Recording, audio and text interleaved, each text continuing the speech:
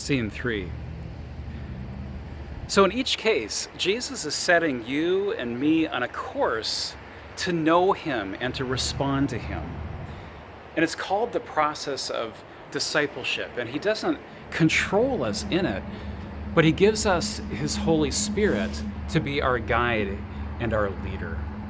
And of course, we have to participate through actions of discipleship, like reading his word and prayer and all the other things that are connected to what it means to follow Jesus today. But we have to understand how it is that he is approaching you and how he's approaching me. Listen to this reading from Isaiah 42 that is describing the mission and ministry of the Messiah to come. This is from Isaiah 42, verses 1 through 3. Here is my servant, whom I uphold, my chosen one, in whom I delight.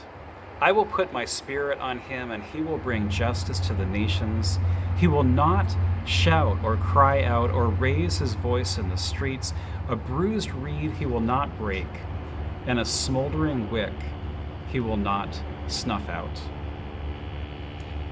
You know, maybe our faith feels like a smoldering wick or a bruised reed sometimes. Maybe you feel today like maybe you're just on the verge of that flame going out or that reed breaking off.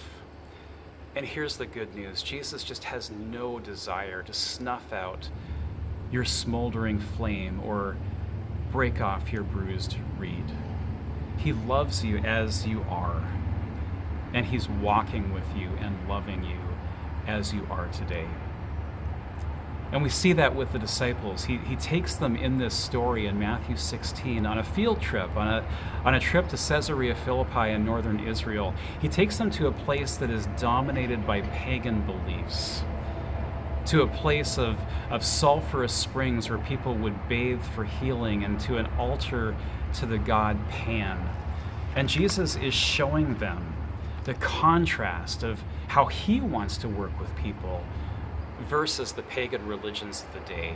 And sometimes we just forget the nature of pagan religions and the fear and the superstition and the manipulation of people. And what a contrast with the ministry of Jesus, the unconditional love and the care and concern that he had for every person.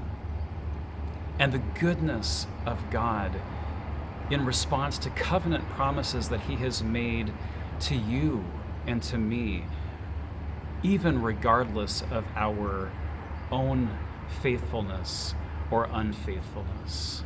God stays true to his promises.